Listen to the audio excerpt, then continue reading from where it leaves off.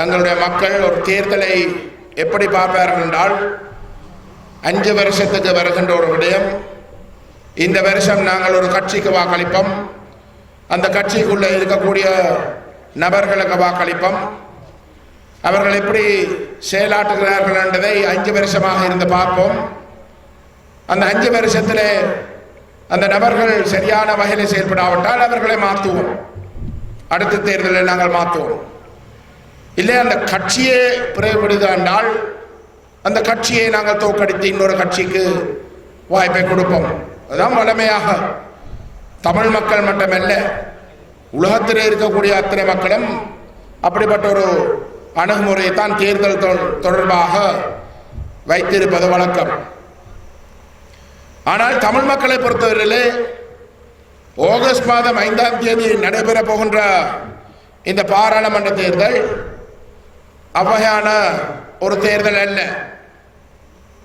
நாங்கள் ஆகஸ்ட் மாதம் 5ஆம் தேதி பிழையான முடிவுகள் எடுத்தால் அதனுடைய விளைவுகள் நிரந்தரமாக பாதிப்புகளை ஏற்படுத்த வகையிலே அமையும். அந்த முடிவுகளை 5 வருஷத்துக்கு பிறகு நாங்கள் மாற்றி அமைக்கிற வகையிலே இன்னொரு தரப்பை தெரிவு செய்து அந்த பிள்ளைகளை நிவர்த்தி செய்யலாம் என்று நினைத்தால் அது ஒரு பகல் கனவு. ஏனென்றால் இந்த தேர்தலிலே போட்டி போட இருக்கக்கூடிய இந்த சூழலிலே இந்த நாட்டினுடைய ஜனாதிபதியாக இருக்கக்கூடிய கோட்டாபய ராஜபக்ச அறிவித்திருக்கிறார், அவர் ஒரு புதிய அரசியலமைப்பு ஒன்றை இந்த நாட்டுக்கு கொண்டு வர இருப்பதாக. அந்த புதிய அரசியலமைப்பை நிறைவேற்றுவதற்காக அவர் மக்களிடம் இந்த தேர்தலில் 3/2 பெரும்பான்மையை கோரி இருக்கிறார். ஒரு அரசியலமைப்பு பண்றது ஒரு சாதாரண சட்டம் அல்ல. இலங்கை பாராளுமன்றத்தில் 225 உறுப்பினர்கள் இருக்கின்றன. ஒரு சாதாரண சட்டத்தை நிறைவேற்றுவதென்றால் 113 பேருடைய ஆதரவு பாராளுமன்றத்தில் இருந்தால் அந்த சட்டத்தை நிறைவேற்றலாம். ஆனால் ஒரு அரசியலமைப்பு பண்றது இந்த நாட்டினுடைய பிரதான சட்டம். அவ்வகையான ஒரு சட்டத்தை புதுசாக நிறைவேற்றுவதாக இருந்தாலோ அல்லது இருக்கக்கூடிய அரசியலமைப்பை மாற்றி அமைப்பதாக இருந்தாலோ பாராளுமன்றத்தில் 3/2 பெரும்பான்மை அவசியம். என்றால் இன்றைக்கு 225 பாராளுமன்ற உறுப்பினர்களை கொண்ட இலங்கையுடைய பாராளுமன்றத்தில் 150 பேருடைய ஆதரவு இருந்தால் மட்டும்தான் அவருடைய அந்த புதிய அரசியலமைப்பு நிறைவேறும். இந்த பின்னணியிலே இன்றைக்கு தென்னிலங்கையில் இருக்கக்கூடிய விவாதம் கோட்டாபய ராஜபக்ச ஒரு 3/2 பெரும்பான்மை எடுக்க போகிறாரோ இல்லையோ, அது அவரிடம் கிட்டுமோ இல்லாட்டி ஒரு சில ஆசனங்களால் தவறுமோ, இதுதான் அங்கே இருக்கக்கூடிய விவாத பொருள். யார் ஆட்சிக்கு வர போயினோம்ன்றதை ஒரு விவாத பொருளே கிடையாது. கோட்டாபய ராஜபக்ச கட்சி தான் ஆட்சிக்கு வரும், எத்தனை ஆசனங்களுக்கு மேலதிகமாக எடுப்பார்கள் என்றதுதான் இன்றைக்கு ஒரு விவாத பொருள். இப்ப இப்படிப்பட்ட ஒரு சூழ்நிலை தான் தமிழ் தேசிய கூட்டமைப்பு அறிவித்திருப்பது. இந்த பாராளுமன்ற தேர்தலுக்கு பிற்பாடு பாராளுமன்றத்தில் கோட்டாபய ராஜபக்சக்கு 3/2 பெரும்பான்மை தவறினதாக இருந்தால் தாங்கள் அந்த 3/2 பெரும்பான்மை கிட்டுவதற்கு தங்களுடைய ஒத்துழைப்பை கொடுப்பதற்கு தயார். என்ன அடிப்படையில் என்றால் கடந்த ரணில் விக்ரமசிங்க மைத்ரிபால சிறிசேனனுடைய ஆட்சி காலத்திலே இந்த நாட்டுக்கான ஒரு புதிய அரசியலமைப்பு முயற்சி அவர்களும் எடுத்தார்கள். பாராளுமன்றத்திலே ஒரு அரசியலமைப்பு பேரவையாக மாற்றி அமைத்து 3.5 வருஷமாக ஒரு அரசியலமைப்பை உருவாக்குவதற்கான முயற்சி முன்னெடுக்கப்பட்டது. அந்த முயற்சியினுடைய விளைவாக 2017ஆம் ஆண்டு செப்டம்பர் மாதம் 21ஆம் தேதி ஒரு இடைக்கால அறிக்கையும் வெளியிடப்பட்டது. தமிழ் தேசிய கூட்டமைப்பு கோட்டாபய ராஜபக்ச அரசாங்கத்துக்கு கூறியிருக்கிறது, தாங்களும் ஐக்கிய தேசிய கட்சியுடைய மைத்ரிபால சிறிசேனுடைய தரப்பில் இணைந்து போன அரசாங்கத்துடைய காலப்பகுதியிலே தயாரித்த அந்த இடைக்கால அறிக்கையில் இருக்கக்கூடிய அம்சங்களை கோட்டாபய ராஜபக்ச தன்னுடைய அந்த புதிய அரசியலமைப்பு பண்ண முயற்சியிலே இணைத்துக் கொள்வாராக இருந்தால் தாங்கள் அந்த 3/2 பெரும்பான்மை வழங்குவதற்கு தயார் என்ற செய்தியை மிக தெளிவாக உத்தியோகபூர்வமாக அறிவித்திருக்கிறார்கள். தமிழ் மக்கள் ஆதரித்து பாராளுமன்றத்திற்கு அனுப்பக்கூடிய உறுப்பினர்களுடைய பெரும்பான்மை இந்த தேர்தலுக்கு பிறகு இலங்கைக்கு கொண்டு வரக்கூடிய ஒரு புதிய அரசியலமைப்பை ஆதரிப்பதாக இருந்தால் தமிழ் சரித்திரத்தில் இதுதான் முதல் தடவை. கடந்த 72 வருடங்களாக பிரித்தானியா இருந்த தீவை விட்டு வெளியேறி 72 வருடங்கள். அந்த 72 வருடங்களில் இலங்கைக்கு 3 அரசியலமைப்புகள் நிறைவேற்றப்பட்டிருக்கின்றன. இப்பொழுது நடைமுறையில் இருப்பது 3வது அரசியலமைப்பு. ஆனால் அந்த 3 அரசியலமைப்புகளையும் தமிழ் மக்கள் தொடர்ச்சியாக நிராகரித்து வந்திருக்கிறார். தமிழ் மக்களுடைய அரசியல் கட்சிகள் நிராகரித்தவை, தமிழருடைய அரசியல்வாதிகள் நிராகரித்தவை, தமிழ் மக்களும் தொடர்ச்சியாக நிராகரித்து வந்திருக்கிறார். ஏனென்றால் அந்த 3 அரசியலமைப்புகளும் ஒற்றையாட்சி அரசியலமைப்பு என்பதற்காகவும், ஒற்றையாட்சி அரசியலமைப்பு என்றால் நடைமுறையிலே சிங்கள பௌத்தர்களுடைய கையில மட்டும்தான் ஆட்சி அதிகாரத்தை வழங்கும் என்பதற்காகவும், தமிழ் தேசத்துடைய சர்வதேச சட்டத்தின்படி கிடைக்க வேண்டிய பிறப்புரிமையை அந்த ஒற்றையாட்சி அரசியலமைப்பை முற்றுமுழுதாக புறக்கணிப்பதாகவும், எங்களுடைய உரிமைகள் நிராகரிக்கப்பட்டு மாறாக அந்த ஒற்றையாட்சி அரசியலமைப்புக்கு கீழே எங்களுடைய இருப்பை அளிக்கிறதுக்கு அது வழிவகுக்குது என்பதற்காகவும் நாங்கள் தொடர்ச்சியாக 72 வருடங்களாக அந்த ஒற்றையாட்சி அரசியலமைப்பை நிராகரித்துக் கொண்டு வருகிறோம். கோட்டாபய ராஜபக்சவுடைய அண்ணன் மஹிந்த ராஜபக்ச இந்த யுத்தத்தை நடத்தி கொண்டிருந்த பொழுது அவர் உலகத்துக்கு சொன்னவர், இந்த தீவில் ஒரு பயங்கரவாத பிரச்சனை தான் இருக்கின்றது, அந்த பயங்கரவாதத்துக்கு எதிரான ஒரு போரைத்தான் நாங்கள் செய்கிறோம். முள்ளிவாய்க்கால் நடைபெற்ற பொழுது மே மாதம் 18ஆம் தேதி உலகத்துக்கு அவர் கூறின கருத்து, நான் அந்த பயங்கரவாதத்தை வெற்றிகரமாக முடிவுக்கு கொண்டு வந்துட்டேன், அந்த பயங்கரவாதத்தை தோற்கடித்துட்டேன். ஆகவே இந்த தீவிலே வேற எந்த ஒரு பிரச்சனையும் கிடையாது. ஆனால் சர்வதேச சமூகம் அதை ஏற்கவில்லை. சர்வதேச சமூகம் அதை மறுத்து அவர்கள் கூறினார்கள், இல்லை, 72 வருடங்களாக உங்களுடைய நாட்டினுடைய பிரதான சட்டமாக இருக்கக்கூடிய அரசியலமைப்பை உங்களுடைய நாட்டினுடைய 2வது முக்கியமான இனமாக இருக்கக்கூடிய தமிழர்கள் தொடர்ச்சியாக நிராகரித்துக் கொண்டு வந்திருக்கிறோம். அவர்கள் நிராகரிக்கிறதுக்கான காரணம் அவர்களுடைய உரிமைகளை நீங்கள் உள்வாங்கவில்லை. ஆகவே இன்றைக்கு தமிழ் மக்கள் உங்களுடைய நாட்டினுடைய அரசியலமைப்பை விரும்பி ஏற்றுக்கொள்ளினமோ அன்றைக்குத்தான் நாங்கள் அவர்களுடைய இனப்பிரச்சனை தீர்க்கப்பட்டதாக ஒரு முடிவுக்கு வரலாம்.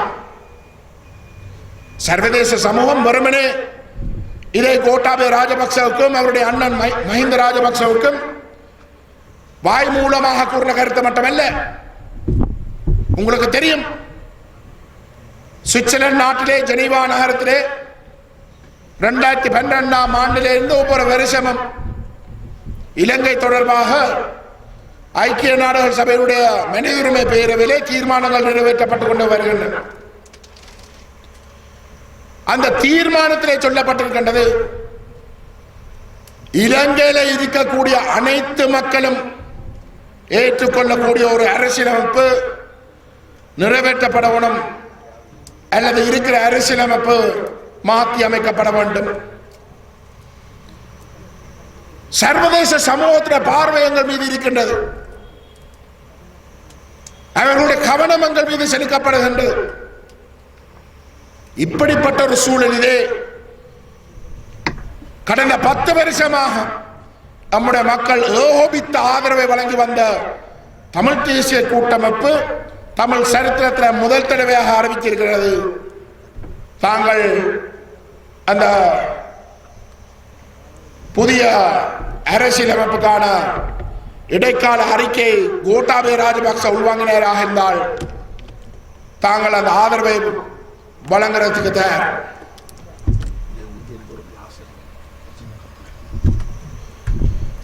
இப்பொழுது நீங்கள் கூறலாம், அதில் என்ன பிள்ளை? உண்மையிலே அந்த இடைக்கால அறிக்கையில் இருக்கக்கூடிய அம்சங்கள் தமிழ் மக்களுடைய இனப்பிரச்சனை உண்மையிலே தீர்ப்பதாக இருந்தால் அதை ஆதரிக்கிறதுல எந்த ஒரு பிழையும் கிடையாது. மாறாக அதை ஆதரிக்கத்தான் வேண்டும். அது எங்களுடைய கட்சியும் செய்ய வேண்டிய ஒரு விடயம். ஆனால் மறுபுறமாக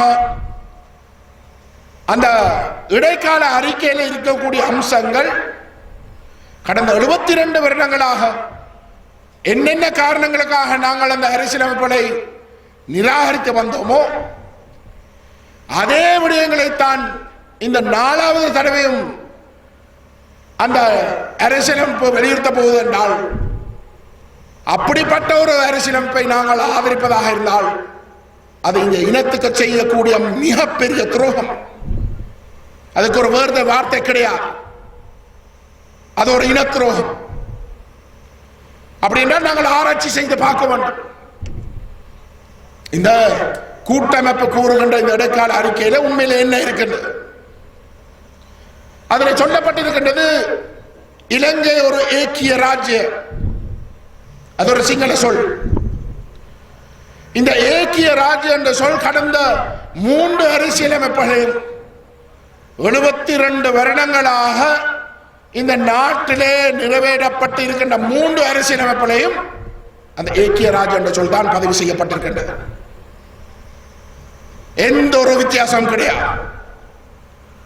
அந்த ஏக்கிய ராஜ்யம் என்ற வார்த்தைக்குரிய தமிழாக்கம் ஒற்றையாட்சி. ஒற்றையாட்சி என்றது சிங்கள பௌத்த ஆட்சி. சிங்கள பௌத்தர்களுடைய கையில மட்டும்தான் ஆட்சி அதிகாரம் இருக்கும். இந்த 72 வருடங்களாக அவர்களுடைய அந்த ஆட்சி அதிகாரத்தை பயன்படுத்தித்தான் எங்களுடைய தேசத்துடைய இருப்பை அழித்துக் கொண்டு வருகிறோம் என்பதற்காகத்தான் நாங்கள் இவ்வளவு காலம் நிராகரித்துக் கொண்டு வருகிறோம். ஆனால் கட்டித்தனமாக தமிழாக்கத்தில் வந்து அந்த ஏக்கிய ராஜ்யக்கான தமிழாக்கம் ஒற்றையாட்சி என்ற சொல் தவிர்க்கப்பட்டிருக்கின்றது. கட்டித்தனமாக தவிர்க்கப்பட்டிருக்கின்றது. ஒற்றையாட்சி என்ற தமிழ் சொல்லுக்கு பதிலாக ஒருமித்த நாடு என்ற சொல் பாவிக்கப்படுகின்றது. நான் ஒரு சட்டத்தரணி. நான் பிரித்தானியாவில் பாரிஸ்டர் பட்டம் பெற்றான்.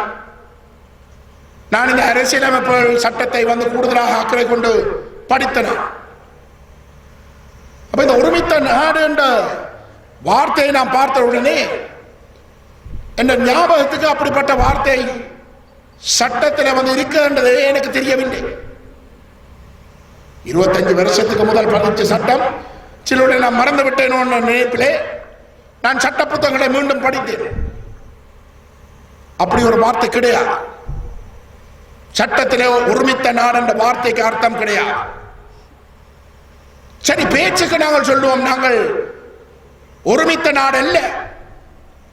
எங்களுடைய மக்கள் கடந்த 72 வருடங்களாக விடாமல் தொடர்ச்சியாக வலியுறுத்தி வருகின்ற இந்த இனப்பிரச்சனைக்கு தீர்வாக அமையக்கூடிய சமஷ்டி ஆட்சி முறை என்று சொல்லிதான் இங்க பாவிக்கப்பட்டிருக்கிறது.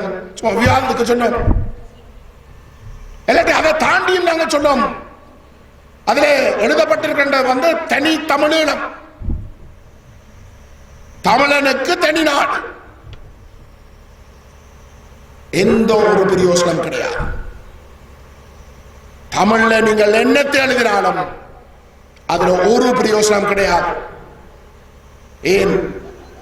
நீதிமன்றத்தை பொறுத்தவரையிலே சிங்களத்தில் எழுதப்படுகின்ற விடயங்கள் மட்டும்தான் கருத்தில் எடுக்கப்படும்.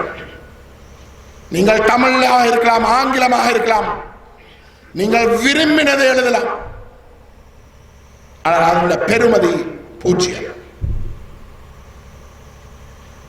அது மட்டுமல்ல, பௌத்த சமயத்துக்கு முன்னுரிமை வழங்கப்படுகின்றது. இன்றைக்கு கோயில்கள், சைவ கோயில்கள் இடிக்கப்பட்டு புத்த கோயில்கள் வந்து அந்த பௌத்த கோயில்களுடைய காணிய சைவ கோயிலுடைய காணியல்ல வந்து கட்டப்படுகின்றன. நீராவியடி பிள்ளையார் கன்னியா திருகோணமலை பௌத்த சமயத்துக்கு முன்னுரிமை வழங்க வேண்டபடியினால் தான் இது அனைத்தையும் நியாயப்படுத்தப்படுகின்றன. மூன்றாவது, நாங்கள் கடந்த 70 வருடங்களுக்கு மேலாக சொல்லிக் கொண்டு வருகிறோம், வடகிழக்கு இணைந்த வடகிழக்கு நம்முடைய தாயகம், தமிழர் தாயகம், தமிழ் தேசத்துடைய இதயமே வந்தங்களுடைய தாயகம். அந்த இணைந்த வடகிழக்கு நம்முடைய அரசியல் அபிலாஷைகள் என்ற விடயங்களில் வந்து ஒரு அத்திவாரம் என்ற கருத்தை நாங்கள் ஒரு மந்திரமாக சொல்லிக் கொண்டு வருகிறோம் 70 வருடங்களாக. அந்த விடயத்தை நாங்கள் உறுதிப்படுத்துவதாக இருந்தால் இந்த அரசியலமைப்பில் தான் அதை உறுதிப்படுத்தப்பட வேண்டும். இந்த அரசியலமைப்பை அதை உறுதிப்படுத்தி இருக்க வேண்டும். ஆனால் அப்படி எந்த ஒரு விடயமும் அங்கு நிறைவேறவில்லை.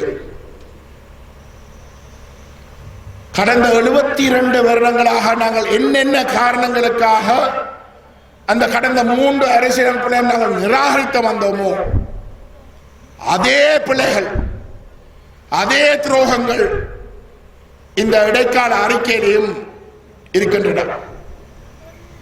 ஆனால் கடந்த 10 வருடங்களாக தேசிய தலைவர் காட்டி சென்ற கூட்டமைப்பு என்ற ஒரே காரணத்துக்காக கண்ணை மூடிக்கொண்டு ஆதரித்து கொண்டு வந்த அந்த தரப்பு தான் நாளைக்கு இந்த தேர்தலுக்கு பிறகு இந்த ஒற்றையாட்சி அரசியலமைப்பை தாங்களும் ஆதரித்து நிறைவேற்ற போயினோம்.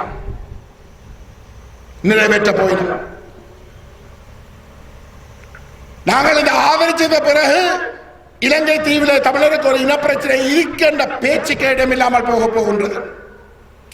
அப்படியாக இருந்தால் எங்களுடைய உரிமைகளுக்கு, எங்களுடைய கொள்கைக்கு அந்த ஒற்றையாட்சி அரசியலமைப்பு ஆதரவோடு ஒரு முற்றுப்புள்ளி வைக்கப்பட போகின்றது. அதை நீங்கள் விளங்கிக் கொள்ள வேண்டும். ஆனால் இப்பொழுது நான் சின்ன கூட்டங்களில் இந்த விடயங்களை எங்களுடைய மக்களுக்கு சொல்லுகின்ற பொழுது அவர்கள் கூறுவார்கள், அண்ணே நீங்கள் பயப்படுத்தவில்லை, நாங்கள் கூட்டமைப்பை ஆதரிக்க போவதில்லை, இந்த முறை நாங்கள் அனைவரும் சேர்ந்த கூட்டமைப்பை எதிர்க்கப் போகின்றோம். 95% மக்கள் கூட்டமைப்பை நிராகரிக்கப் போகின்றது. அது உண்மைதான், நானும் அதை அவதானிச்சிருக்கின்றேன். ஆனால் பிரச்சனை என்னவென்றால் இந்த ஒற்றையாட்சி அரசியலமைப்பை ஆதரிக்கிற விடயம் என்றதை வெறுமனை கூட்டமைப்பு செய்ய போகிற ஒரு காரியம் மட்டுமல்ல. இந்த சைக்கிள் சின்னத்தில் போட்டி போடுகின்ற தமிழ் தேசிய மக்கள் முன்னணியை தவிர எங்களோட மக்கள் வாக்களிக்கக்கூடிய மற்ற அனைத்து தரப்புகளும் அந்த ஒற்றையாட்சி இடைக்கால அறிக்கையை ஆதரிக்கிறதுக்கு இருக்கிறார்.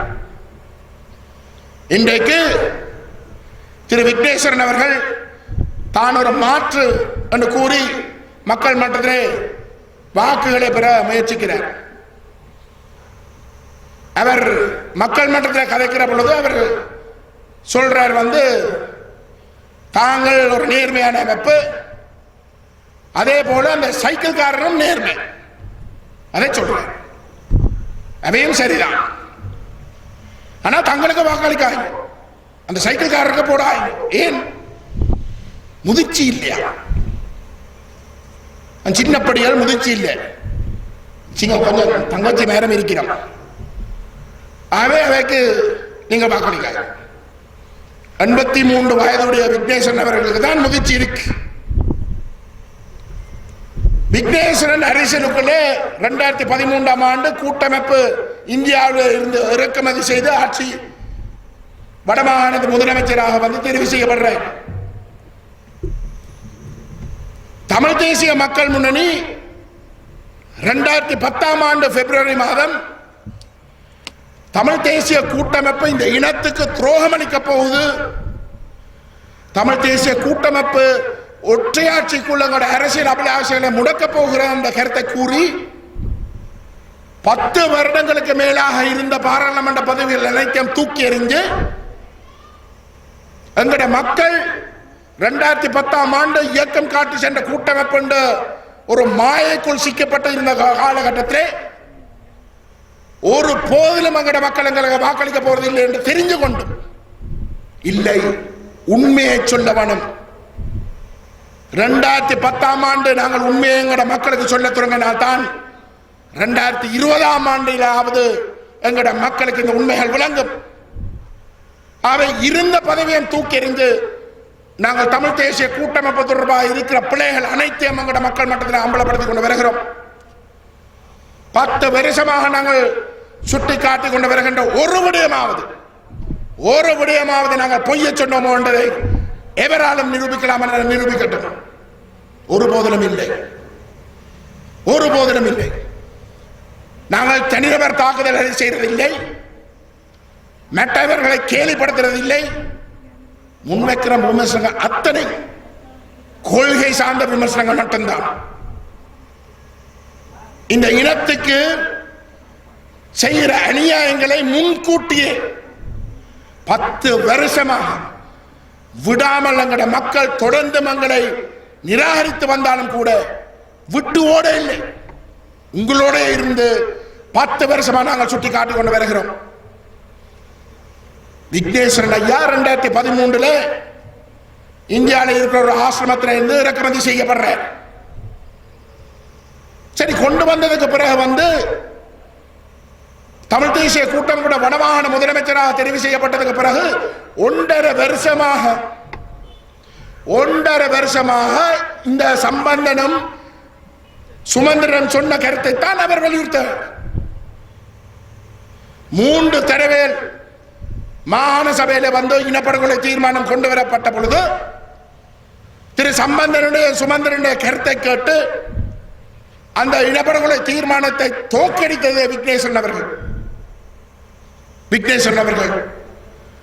திடீர் மாற்றம் 2015 திடீர் மாற்றம் பெற்று என்னென்ன கருத்துக்களை தமிழ் தேசிய மக்கள் முன்னணி 2010ஆம் ஆண்டில் சுட்டி காட்டிக் கொண்டு வருகிறோமோ அதே கருத்துகளும் அவரும் சேர்ந்து கதைக்க தொடங்கினார்.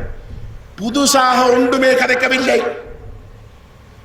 10 வருஷத்துக்கு முதல் அவர் அரசியலை பற்றி சிந்திக்கிறதுக்கு முதலே இந்த சிறுவர்கள் தான் சொல்லிக் கொண்டு வந்த கருத்தை தான் அவரும் சேர்ந்து 2015 இருந்து கதைக்க தொடங்கினவர். யாருக்கு முதிர்ச்சி யோசிக்க பாருங்கள். ஆனால் அது மட்டுமல்ல, இங்க இருக்கிற ஆகப்பெரிய அநியாயம் என்னென்றால் திரு விக்னேஸ்வரன் அவர்கள் தமிழ் தேசிய கூட்டமைப்புக்கு மாற்று தாங்கள் தான் என்று சொல்லிக் கொண்டுதான் மக்கள் மன்றத்தில் வாக்கு கேட்கிறதுக்கு முயற்சிக்கிறார்கள். ஆனால் அதே விக்னேஸ்வரன் உத்தியோகபூர்வமாக அறிவிச்சிருக்கிறார், தேர்தலுக்கு பிறகு பாராளுமன்றத்தில் தமிழ் தேசிய கூட்டமைப்புடன் இணைந்து தாங்கள் வேலை செய்ய போவதாக. அதுதான் காலத்தின் தேவை என்று அறிவித்திருக்கிறார். தமிழ் தேசிய கூட்டமைப்பிடம் இருந்து மக்கள் விலகினம், தமிழ் தேசிய கூட்டமைப்பை நிராகரிக்க போயினம், மாற்றொன்றை தேடி ஒரு தலைமைக்கு கொண்டு வருவதற்கு மக்கள் முடிவெடுத்திருக்கிறோம். அது எந்த ஒரு சின்ன குழந்தைக்கும் தெரியும். இன்றைக்கு அப்படிப்பட்ட ஒரு சூழலிலே தான் அந்த மாற்றென்று காட்டி வாக்குகளை பெறுவதற்கு மாற்றென்ற கருத்து. ஆனால் தேர்தலுக்கு பிறகு யாரை நிராகரித்து மக்கள் மாற்றுக்காக வாக்களிக்கணுமோ அந்த தரப்போடு இணைந்து பாராளுமன்றத்தில் பயணிக்க போயிடும் என்றால் அந்த கூட்டமைப்பு ஏற்கனவே ஆரம்பித்திருக்கிற இந்த ஒற்றையாட்சி அரசியலமைப்பை தாங்கள் ஆதரிக்க போவதாக. அப்படி என்ன விக்னேஸ்வரன் அவர்களும் அந்த ஒற்றையாட்சி அரசியலமைப்பை ஆதரிக்கத்தான் போகிறார்.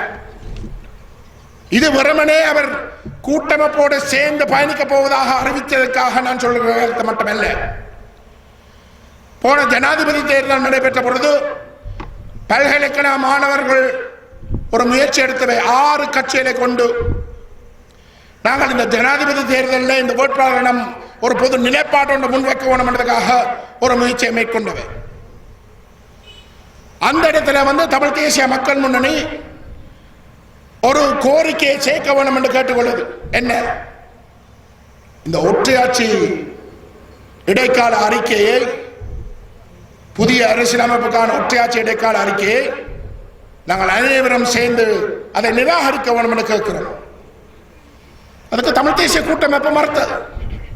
இல்லை, நாங்கள் 3.5 வருஷமாக தயாரித்த ஒரு ஆவணம், நாங்கள் அதை நிராகரிக்க முடியாது. அப்பொழுது நாங்கள் திரு விக்னேஸ்வரன் அவர்களிடமிருந்தும் அவருடைய பங்காளியாக இருக்கக்கூடிய ஒரு சிலர்கிட்ட நாங்கள் கேட்டுக்கொண்டு நாங்கள் இந்த இடைக்கால அறிக்கை வெளிவந்த பொழுது நீங்கள் எல்லாரும் சேர்ந்துதான் எங்களை போல இது ஒற்றையாட்சி என்று சொல்லி இதை நிராகரிக்க வேண்டும் என்று சொல்லி நாங்கள் அறிக்கைப்பட்டுறாங்க. நாங்களாவது சேர்ந்து இந்த இடைக்கால அறிக்கையை நாங்கள் நிராகரிப்பதாக பதிவு செய்வோம் என்று கேட்டுக்கொண்டோம். அவர் மறக்கிறார். அவர் அந்த கோரிக்கையை நிராகரித்த மட்டுமல்ல, அவர் சொன்ன கருத்து தம்பி சுமந்திரன் கஷ்டப்பட்ட 3.5 வருஷமா தயாரிச்ச அந்த இடைக்கால அறிக்கையை நாங்கள் நிராகரிக்க முடியாது, மாறாக யார் ஆட்சிக்கு வந்தாலும் அந்த அடிப்படையில் தான் பேச்சுவார்த்தை முன்னெடுக்கப்பட வேண்டும். தமிழ் தேசிய கூட்டமைப்பில் இருக்கக்கூடிய 3 அங்கத்துவ கட்சிகளும் இன்றைக்கு விக்னேஸ்வரனோடு இருக்கக்கூடிய மேலதிகமான 2 தரப்புகளும் இணைந்து அந்த 5 கட்சிகளும் ஒன்றிணைய நாங்கள் அந்த பேச்சுவார்த்தைகளில் இருந்து இந்த ஒற்றையாட்சி இடைக்கால அறிக்கை நிராகரிக்க வேண்டும் என கேட்டதுக்கு அவர்கள் அனைவரும் இணைந்து மறுத்ததுக்காக நாங்கள் வெளியேற்றப்பட்டோம். இதுதான் உண்மை. இதெல்லாம் நடைபெற்ற காரியங்கள், இதில் உங்களுக்கு முன்னால நடைபெற்ற விடயங்கள் எவராலும் மறக்க முடியாது. ஆகவே விக்னேசன் அவர்களும் மாற்று என்று சொல்லி உங்கள் முன் வாக்கு பெற்றால் அவர்களுடைய மாற்றென்றது வெறும் தேர்தலுக்காக மட்டும் அவர்களுடைய தேர்தலுக்கு பிறகு கூட்டமைப்போடு இணைந்து பயணிக்க போற இந்த ஒற்றையாட்சியை ஆதரிக்க போற செயல், அதுக்கு பேர் அரசியல் முதிர்ச்சி அல்ல, அதுக்கு பேர் அரசியல் மோசடி. நான் பொறுப்போடு கூறுகிறேன், இற்ற வரைக்கும் எங்களுடைய அரசியல் பயணத்தில் ஒரு பொய்யாவது கூறவில்லை. எங்களிடம் ஒரு பொய்யாவது கூற இல்லை. அன்றைக்கு நாங்கள் கூட்டமைப்பை பற்றி சொன்ன அத்தனை விடயங்களும் இன்றைக்கு நிரூபணமாக இருக்கு. விக்னேஸ்வரன் அவர்களுடைய தரப்பை பற்றி சொல்லுகின்ற அத்தனை விடயங்களும் எதிர்காலத்தில் நிரூபிக்கப்படும். ஆனால் விக்னேஸ்வரனுக்கு போடாமல் வேறு எந்த ஒரு தரப்புக்கு போட்டாலும் கூட அதை நிலைமை இபிடிபி அமைப்பு, கோட்டாபய ராஜபக்ச முகவர் அமைப்பு, அவர் நிச்சயமாக இந்த தேர்தலுக்கு பிறகு கோட்டாபய ராஜபக்சோடு இணைந்து அவர் கொண்டு வருகிற இந்த ஒற்றையாட்சி அரசியல் ஆதரிக்க போயினோம். அங்கஜன் ராமநாதன் கோட்டாபய ராஜபக்ச முகவர், அவரும் இந்த தேர்தலுக்கு பிறகு அந்த ஒற்றையாட்சியை ஆதரிக்க போறார். இருக்கிறார் கிளிநொச்சியை சார்ந்த சந்திரகுமார், இபிடிபி இந்த பிரிஞ்சு தான் இபிடிபிக்கு மாற்றம் சொல்லிக் கொண்டிருக்கிற சந்திரகுமார் கோட்டாபய என்ற முகவர். விஜயகலா மகேஸ்வரர் யானையில போட்டி போடுறார். தமிழ் தேசிய கூட்டமைப்பு ஐக்கிய தேசிய கட்சியோடு இணைந்துதான் அந்த புதிய அரசியலமைப்புக்கான இடைக்கால அறிக்கையை தயாரித்தது. அந்த அறிக்கையை தான் கோட்டாபய ஆதரித்தால் தாங்கள் ஆதரவு தயார் என்று கூட்டமைப்பு சொல்லியிருக்கிற இடத்துல விஜயகலா மகேஸ்வரரோ ஐக்கிய தேசிய கட்சியோ அந்த ஒற்றையாட்சி இடைக்கால அறிக்கையை நிராகரிக்க போவதில்லை. தயவு செய்து விளங்கிக் கொள்ளுங்கள். தமிழ் தேசிய மக்கள் முன்னணி, அகில இலங்கை தமிழ் காங்கிரஸ் சைக்கிள் சின்னத்தில் போட்டி போடுகின்ற எங்கட அமைப்பை தவிர எங்கட மக்கள் வேறு எந்த ஒரு தரப்புக்கு வாக்களித்தாலும் அதன் அர்த்தம் நம்முடைய மக்கள் விரும்பி தங்களுடைய உரிமைகளை கைவிடப் போவதாகவும் கொள்கையை கைவிடப் போவதாகவும், இது ஒரு சிங்கள பௌத்த நாடு, இந்த வடகிழக்கு தமிழர் தாயகம் எங்களது அல்ல, இது எங்களுக்கு உரிமை கோர முடியாத ஒரு இடம் என்பதை நாங்களாக விரும்பி ஒப்புக்கொள்றதுக்கு சமமான ஒரு செயலாக அமைப்போகிறது. இன்னொரு வகையில கூறினால், எனக்கு ஒரு காணி இருக்கு, அந்த காணி என்னுடைய என்றதை நிரூபிப்பதற்கு அந்த காணியின் உறுதியில என்ற பெயர் இருக்கணும். அது அப்படி இருக்கு. அப்படி இருக்கத்தக்கதாக யாரோ இந்த காணியை ஆக்கிரமிக்கிறேன், இது தெரிய வர நான் அவர்கிட்ட போய் சொல்றேன், தம்பி நீங்கள் வெளியேற வேண்டும், இது எந்த காணி. அவர் மறக்கிறார். அந்த உறுதியிலே எந்த பேர் இருக்கிற வரைக்கும் நான் நாளைக்காவது ஒரு சட்டத்தினை படித்து நீதிமன்றத்தில் வழக்கு தாக்கல் செய்து அவரை வெளியேற்றத்துக்குரிய நடவடிக்கை எடுக்கலாம். ஆனால் நாங்கள் சொன்னோம் சட்ட வித்தியாசமா நடக்குது. அந்த ஆக்கிரமிக்கிற நபர் வந்து என்னை விரட்ட ஒரு நாள் நான் கேள்விப்பட்ட, நீங்கள் எனக்கு எதிராக வழக்கு போட போறீர்கள் என்று.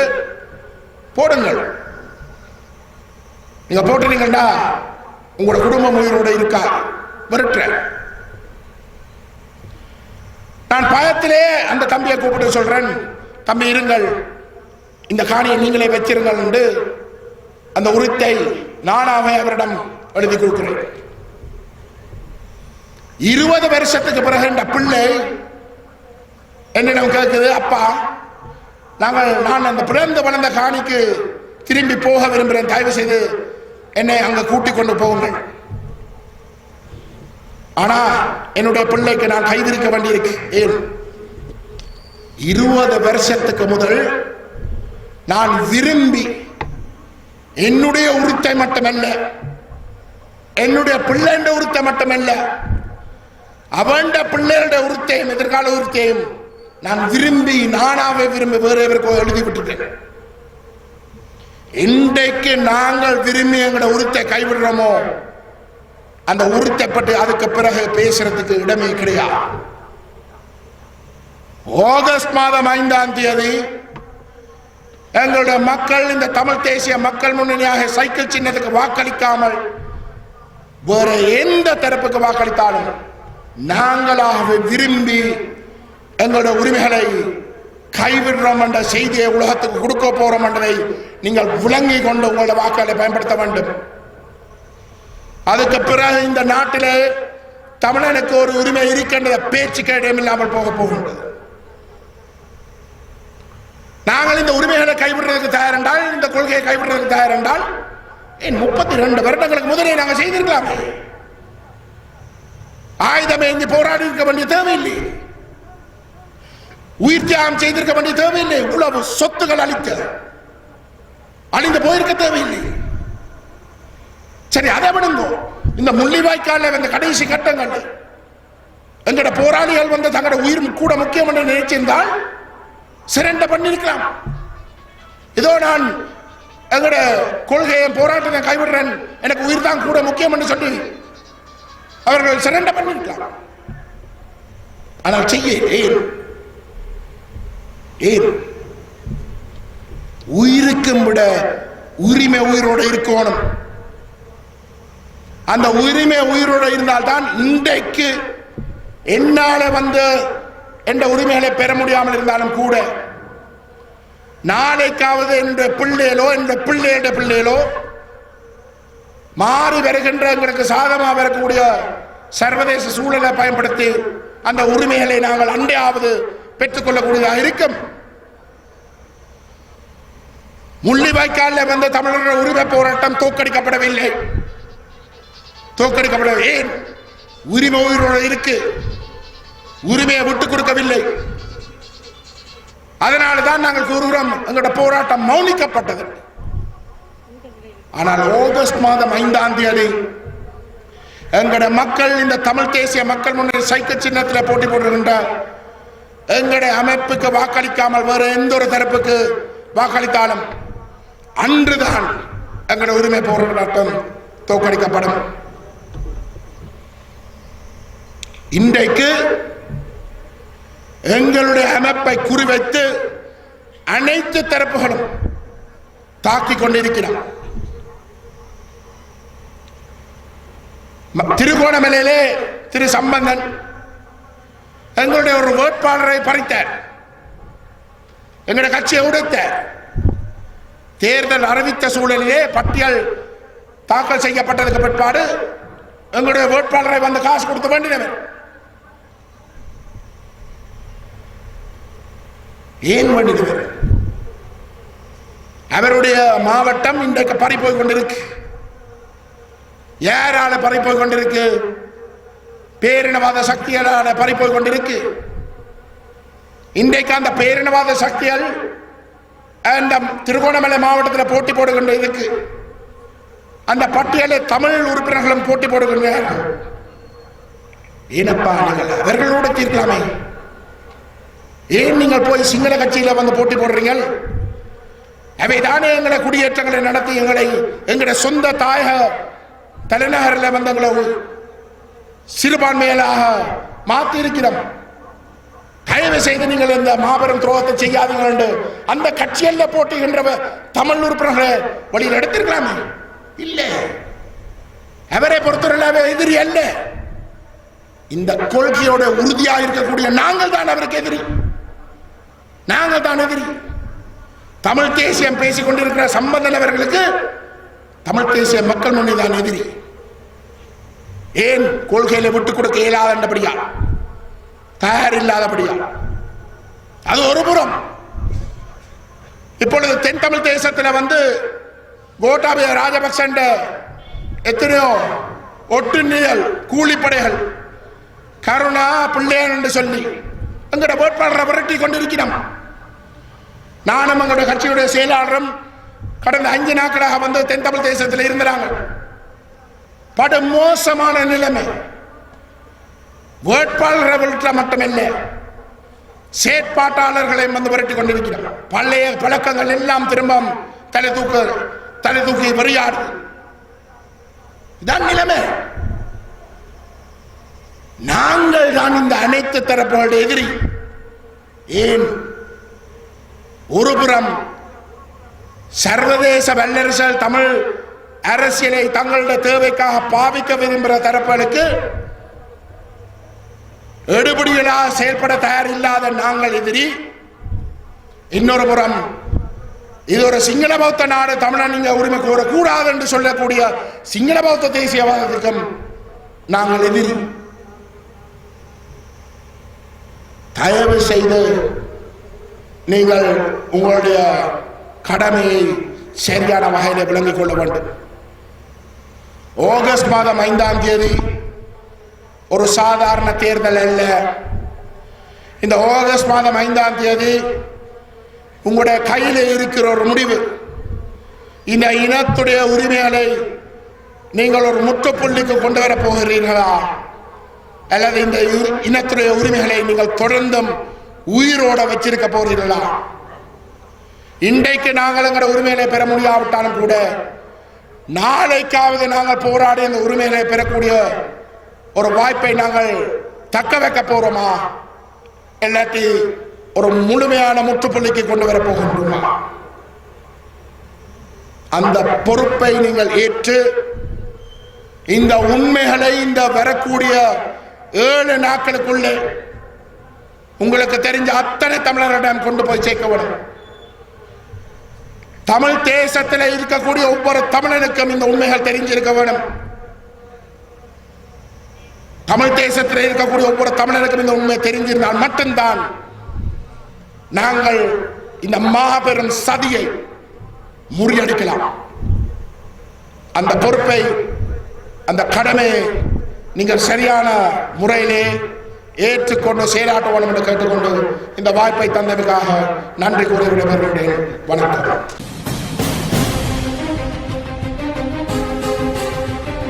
தரணி வாழ் தமிழர்களின் இதய ஒலி தமிழன் 24.com